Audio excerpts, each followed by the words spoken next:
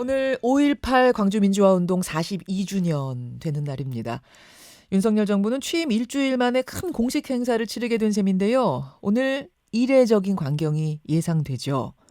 대통령은 물론 장관 전원 참석, 그리고 여당 국민의힘 의원 전원 참석. 또 재창이냐 합창이냐 매년 오락가락했던 임을위한 행진곡은 전원 재창하기로 방침을 정했다고 합니다. 자, 오늘 5.18 기념식 참석에 얽힌 뒷이야기 그리고 전국 현안까지 이분과 함께 짚어보겠습니다. 곧 광주행 열차에 오르는 분이세요. 국민의힘 성일종 정책위 의장 만나보죠. 성일종 의원님 안녕하세요. 네, 안녕하십니까. 성일종 의원입니다. 예, 지금 어디 계시는 건가요? 예, 서울역 앞에 와 있습니다. 서울역에. 지금 그 열차에 누구 타신 거예요? 이번에 광주로 향하시는 그 많은 분들이 다 함께 하실 것 같고요. 특히 저희 당의 의원들이 아마 거의 다 이렇게 함께 가실 것 같습니다. 예. 여당 의원들, 한 명도 빠짐없이 전원 참석인 건가요? 그것까지는 아직 다 확인을 다 못했고요. 특별한 일이 있으신 분들은 못 가실 수도 있을 것 같은데 제가 알기로는 거의 다 가는 거로 알고 있습니다. 그러니까 이게 뭐 강제는 아니니까 예, 사정 있는 분들은 못 가시고 혹시 사정은 없는데 참석을 꺼려해서 불참하는 분은 안 계세요? 그런 분은 없으실 거예요. 이 광주 민주화 운동이 우리가 건국 이후에 산업화, 민주화를 이루어서 세계적인 선진국이 됐잖아요. 네. 우리가 오늘날 자유로운 공기를 마실 수 있는 그러한 영양분을 제공하고 모든 역사에 시대를 마감하고 큰 희생을 해주셔서 오늘날 대한민국이 자유로운 선진국가의 반열에 올라간 위대한 정신이기 때문에 네. 모든 의원들이나 국민들께서 다 알고 계시지 않습니까? 그렇기 때문에 아마 오늘 행사에는 모든 분들이 이렇게 함께 하실 것으로 예상을 하고 있습니다. 행사 절차를 미리 좀 확인을 해보니까 기념식장에 입장할 때 윤석열 대통령이 5.18 피해자 유가족 단체들하고 함께 입장하고 임을 위한 행진곡은 전원이 재창하고 근데 사실 보수 정부 때는 합창단만 합창을 하거나 아니면 아예 식순에서 빠지는 적도 있었어요. 근데 이 재창하는 것에 대해서도 큰 이견이 없었습니까? 제가 생각할 때는 이 재창이냐 합창이냐 논하는 것 자체가 무의미한 일이라고 생각을 해요. 이미 광주 민주화 운동의 이 위대한 정신은 다 역사적으로 우리가 자랑스럽게 생각을 하고요. 물론이죠. 또 중동에 있었던 자스민 그 운동이라든지 미얀마의 봄 같은 걸 봤을 때 광주 민주화 운동이 그 아주 모델 아니었습니까? 물론이죠. 예, 그런 면에서 우리가 재창이고 합창이고를 논하는 것 자체가 시대적으로 한참 뒤처진 것이고 인식에 대한 문제이기 때문에 전 그런 것 자체가 논의하는 게 이상한 일이죠. 그렇죠. 당연히 재창으로 가야 되고요. 이 국가의 큰 기념 행사에서 지금까지 우리가 광주 민주화 운동 정신에 대해서 숭앙해야 한다라고는 국민적 합의를 받드는 게 더 중요하기 때문에 논의 자체가 잘못된 겁니다. 오늘 그러면은 100여 명 의원들이 전부 입 크게 벌리시고 노래 부르시는 거예요? 그러면요, 예. 알겠습니다. 저희는 저하고 정원천 의원님께서는 작년에도 참석을 해서 그랬었죠. 다 함께 했었습니다. 예. 그 윤석열 대통령은 대선 후보 당시에 5.18 정신은 자유민주주의 정신이다 하면서 헌법 수록을 약속한 적이 있지 않습니까? 그렇습니다. 예. 이 공약 실현됩니까? 그러면요, 대통령께서 이 국민적인 합의를 제일 앞장서서 끌어내신 분이라고 저는 생각을 해요. 또 대선 기간 중에도 이 공약을 다 하셨었고, 또 대통령 취임하시자마자 국가 공식 행사로서는 아마 1호가 될 텐데요. 거기에 우리의 모든 마음을 담아서 장관들, 비서관들 그리고 국회의원들 다 함께 가자라고 하는 몸소 이렇게 행동으로 보여주시는 것 자체가 국민 통합의 큰 흐름이라고 생각을 합니다. 언제 실현이 될까요? 이 우리나라가 헌법이 경성 헌법이잖아요. 아무 때고 바꿀 수 있는 헌법이 아니란 말이죠. 그렇기 때문에 개헌 논의가 이루어지면 국가 지도자께서 다 약속을 하시고 국민적인 합의가 이루어졌기 때문에 그 개헌 논의가 이루어질 때 헌법 전문에 5.18의 정신이 들어가는 것은 합의가 끝났다라고 보시면 될 것 같고요. 그 개헌 논의는 지금 정치 일정이 여러 가지가 있기 때문에 예. 지금은 이야기할 수 없지만 아마 언젠가 이루어지면 그때 그 자연스럽게 들어갈 것으로 예상을 합니다. 혹시 이제 5.18 정신을 헌법에 수록하는 것만을 위한 원포인트 개헌은 안 되겠습니까? 왜냐하면 다른 것까지 다 같이 할 때 이걸 넣자라고 하면은 이게 한도 끝도 없이 좀 미뤄질 수가 있어서요. 민주당에서는 그것만을 위한 어떤 헌정특위를 좀 열자. 그래서 원포인트 개헌 추진해보자 이런 이야기를 하던데요. 민주당에서 그런 부분을 요구하실 수 있을지 모르겠지만 아마 정치적인 그런 생각이 있는 것 같은데요. 어떤 실질적으로 정치적인 좀 생각이 있다고 파악하고 계세요? 왜 그러냐면요. 예. 이 헌법을 개정하려면 국민투표가 있어야 돼요. 음흠. 국민투표가 지속적으로 여러 번 할 수는 없는 거잖아요. 그래서 아마 순리적으로 푼다면 우리가 개헌 특위를 만들어서 예. 이 권력 구조하고 여러 가지를 다룰 때 한꺼번에 같이 하는 게 더 효율적이라고 봐야지요. 그러니까 민주당에선 그러면은 지금 이것만 원포인트 개헌을 위한 특위 안 하면 헐리우드 액션 아니냐라고까지 하고 있는데 그렇게 얘기하는 어떤 다른 이유가 좀 있다고 보시는 거예요? 대통령께서 임기 시작한 지 이제 10일도 안 지나셨습니다. 예. 앞으로 정치 일정이 여러 가지가 있어서 시간이 좀 지나면 다시 그 개헌에 대한 이야기도 당연히 나오지 않겠습니까? 그때 자연스럽게 하면 되는 건데 저는 그런 것들이 오히려 더 국론을 분열시킬 수도 있다고 생각을 합니다. 5.18의 헌법 정신에 들어가는 것은 이미 국민적 합의가 끝났고요. 이미 대통령님께서도 다 말씀을 하셨기 때문에 네. 그거는 그렇게 그 개헌을 하자 이렇게 하나를 치고 나가는 것은 조금 좀 과한 느낌이 있습니다. 근데 혹시 권력구조 개헌 논의와 함께 이것이 들어가는 걸 기다린다면 임기 중에 안 될 수도 있는 거 아닌가요? 대국민 약속을 지금 다 하고 있는 한 거거든요. 예. 그래서 그 신뢰성을 가지면 되는 것이고 국가의 제일 그 대통령께서 지도자께서 약속하는 그런 부분이기 때문에 굳이 그 부분은 의심을 안 하셔도 되겠다. 또 국민적으로 다 합의가 끝났지 않습니까? 임기 중에 그러면 이 약속은 지켜진다 이렇게 그냥 확신해도 되는 건가요?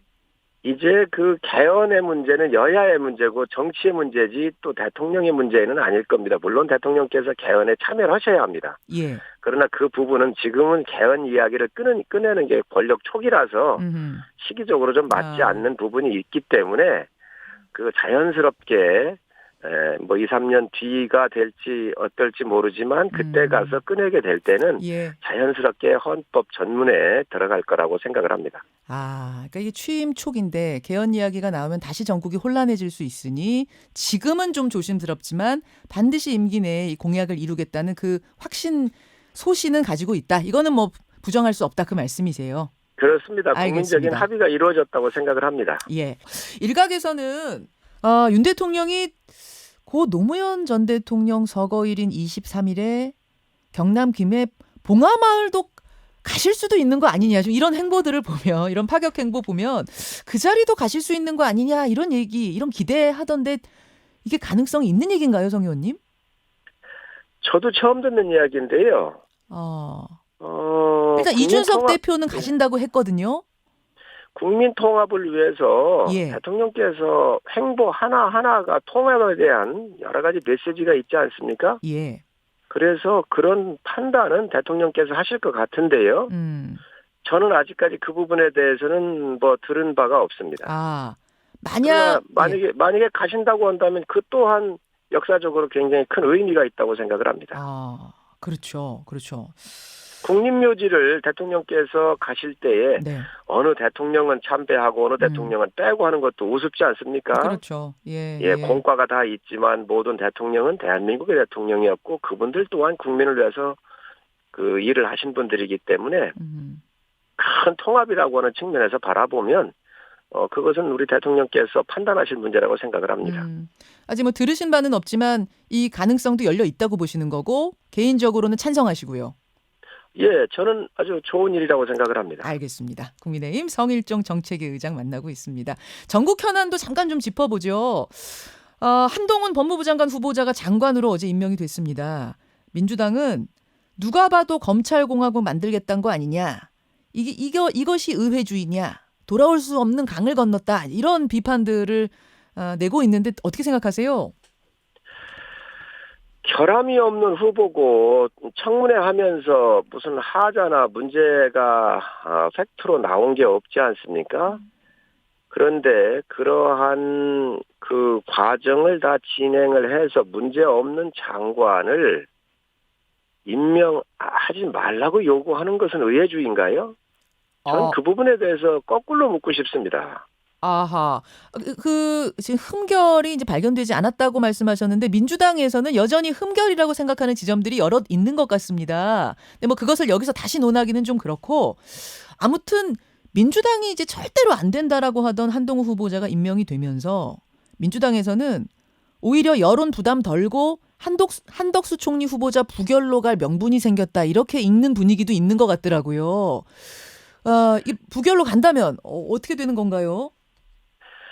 부결할 수가 없을 거라고 저는 생각을 합니다. 한동훈 후보자도 살면서 성자를 뽑는 건 아니니까는요. 다른 후보자들 과거에 여러 법무부 장관이나 또 기타 다른 장관하고 비교해 봤었을 때 한동훈 후보자가 큰 결함이 없는 후보인 거는 국민들께서 다 알고 계시고요. 또 한덕수 총리 후보자도 제가 청문회를 하면서 간사를 맡아서 함께 했습니다. 네. 지금 야당에서 주장하는 것이 회전문 인사다 이 이야기거든요. 회전문 인사 또 김앤장 근무 경력 뭐 이런 것들이죠. 그렇습니다. 그래서 그 여러 정부에서 근무했는데 또 민주당 정부 시절에 총리를 했는데 왜 윤석열 정부에서 총리를 하느냐 이 이야기인데 나라가 어렵지 않습니까? 국가가 필요해서 부른 겁니다. 그 두 번째는 고액 연봉을 받았다 그러는데 네. 맞습니다. 국민 눈높이에 봤을 때는 조금 4억 8천 연간 4억 8천 정도 받으셨는데 여기에는 비서나 기사 비용이 다 포함되어 있는 거 아니겠습니까? 해군 참모총장을 지내셨던 송영무 전 장관도 연간 3억 6천을 받으셨어요. 네. 비교적 다른 사람보다 그렇게 많은 액수가 아니라는 걸 말씀드리고 또 많이 받아서 많이 세금을 냈고요. 그리고 지금 갖고 계신 그런 자산들도 향후에 국가나 사회에 많은 혜택을 받으셨기 때문에 이것을 기증하는 것도 검토하시겠다고 국민들께 말씀을 하셨습니다. 예. 지금 이것을 인준을 미루는 것은 새 정부에 대한 발목 잡기이고 한동훈 법무부 장관을 임명 안 하면 우리 한덕수 총리를 인준해 주겠다. 이것 또한 의회가 할 수 있는 일이 아니라고 생각을 합니다. 사람을 가지고 직책을 가지고 어떻게 딜을 하자고 하는 것은 있을 수 없는 것이죠. 민주당에서 혹시 딜을 좀 걸어왔습니까? 그거야 협상 당사자들이 알 텐데요. 여야 협상 여러 가지 그런 걸 고려해서 제가 말하는 것은 적절하지 않을 것 같습니다. 이게 왜 중요하냐면 민주당에서는 이거 한덕수 총리 후보자와 연계해서 가는 거 아니다라고 계속 얘기를 했기 때문에 이게 자꾸 연계가 지금 되고 있는 것인가 뭔가 국민들은 좀 헷갈리실 수 있거든요. 그래서 제가 지금 질문을 드린 건데요. 국민들께서 판단하고 계시지 않겠습니까? 지금 인준을 안 할 수 없을 것이다라고 말씀하신 근거는 그러면 이제 국민들이 아마 그렇게 되면은 민주당 발목 잡게 하는 거다 판단할 거라고 믿으면서 지금 그 말씀을 하신 것 같은데 그럼에도 불구하고 민주당이 한덕수 총리 후보자를 부결한다면요? 그 판단도 국민들께서 저는 하실 거라고 생각을 합니다. 부결에 대한 책임도 네. 야당에 있든 여당에 있든 그 판단을 국민들께서 하실 거라고 판단을 합니다. 지방선거에도 영향이 있을 거라고 보십니까? 예, 전 당연히 있을 거라고 봅니다. 지금 정호영 후보자는 임명을 안 한 상태입니다. 정호영 후보자만 남았습니다. 교육부 장관 후보자는 지금 못 찾은 상태니까 일단은 차치하고요. 정호영 후보자도 임명하시나요?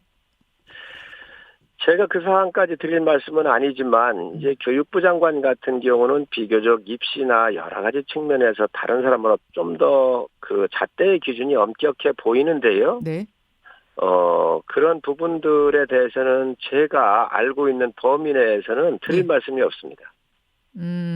아니 정호영 후보자만 지금 임명을 안 하셨잖아요. 남겨둔 상태 아닙니까? 사실은 민주당이 반대하는 인사 중에는 한동훈, 정호영 함께 있었는데 한동훈 후보자는 임명을 하면서 정호영 후보자만 남겨놓으셨기 때문에 이것은 어떤 의미인가? 한덕수 총리를 가결시켜주면 민주당이 그러면은 정호영 후보자는 뭐 자진 사퇴나 낙마 쪽으로 가고 그렇지 않으면은 임명하겠다 이런 카드로 좀 남겨둔 건 아닌가 해석이 돼서요. 제 개인적으로 볼 때는 그럴 것 같지는 않고요. 아무래도 국민 여론이나 의혹들이 팩트로 증명된 것이 있는지 없는지에 대한 좀 더 면밀한 검토 과정이 남아있지 않나 하는 생각이 좀 들고요. 또 의혹이라고는 이게 팩트로 안 나오더라도 예. 국민 정서가 기저에 어떻게 깔려서 돌아가고 있는지 네. 이러한 판단들도 함께 하지 않을까 생각을 합니다. 아직 그럼 그 판단이 끝나지 않았기 때문이다 그 말씀이세요. 예. 알겠습니다. 성일종 의원님 얼른 이제 또 가셔야 되는데 끝으로 하나만 좀 짧게 여쭙겠습니다. 지방선거 얘기인데요. 경기지사 선거에 나선 무소속 강용석 후보가 윤 대통령 당선인 시절의 통화 내용을 공개하면서 지금 뭐 선거 개입이냐 아니냐 또 이런 논란이 일고 있습니다. 사실관계는 어떻게 알고 계세요? 저도 그 부분에 대해서는 아는 바가 없습니다. 강용석 후보는 기록은 예. 내가 안 가지고 있지만 통화해서 그런 내용 들은 건 맞다 얘기하고 대통령실에서는 통화 자체를 한 적이 없다는 거라서 좀 이게 갈리더라고요, 의견이. 글쎄 그런 걸 가지고 의혹 제기한다는 것 자체가 좀 제가 볼 때는 적절하지 않은 것 같고요. 아마 윤석열 대통령께서 제가 그동안 겪어본 바에 의하면 예. 옳고 그름에 대해서 사실인지 아닌지에 대해서는 분명하신 분입니다. 만약에 통화를 안 하셨다고 한다면 저는 안 하신 게 맞지 않겠나 생각을 하고 있습니다. 그것에 대해서 거짓말할 이유는 없다. 그 전에 뭐 통화했는지는 제가 잘 모르겠어요. 그 경선 과정이라든지 예. 아니면 대선 과정이거나 뭐 또 어떤 때 예. 개인적으로 통화하셨는지는 뭐 그 당시는 수없이 많은 분들하고 통화도 하지 않겠습니까? 그 많은 분들 도움이 필요하기 때문에 그러나 그 이후에 안 하셨다고 한다면 네. 대통령의 성격이나 여러 가지 말씀하시는 거로 봐서는 네. 저는 대통령 말씀이 맞지 않겠나 생각을 합니다. 단일화 가능성은 어떻게 보세요? 김은혜, 강용석 단일화? 인위적인 단일화가 과연 좋을까요? 저는 자연스러운 단일화이거나 국민적 요구에 의해서 하는 거는 몰라도 예. 인위적으로 단일화를 예. 하는 것 자체가 정치 공학적 그 성격이 있기 때문에 이기기 위해서 꼭 이게 불가능한 것을 뭐 여러 가지 술수를 부려가지고 하는 것은 바람직하지 않다고 생각을 합니다. 자연스럽게 한 사람이 사퇴하는 방식은 몰라도 뭐 여론조사 돌리고 이렇게 여러 가지 공식 짜 가지고 단일화하는 거는 그거는 인위적이다 그 말씀. 그렇습니다. 네. 그런 과정이 자연스럽게 이루어지고 서로 그 올바른 방향에서 가치나 이런 것들이 서로 함께 합치가 될 때 하는 것이지 순수하게 이기기만 위한 방법으로 단일화하는 것은 저는 바람직하지 않다고 생각을 합니다. 알겠습니다. 여기까지 오늘 말씀 듣고요. 광주 행사 잘 다녀오시기 바랍니다. 네, 감사합니다. 고맙습니다. 예, 광주로 향하는 국민의힘 성일종 정책위 의장이었습니다.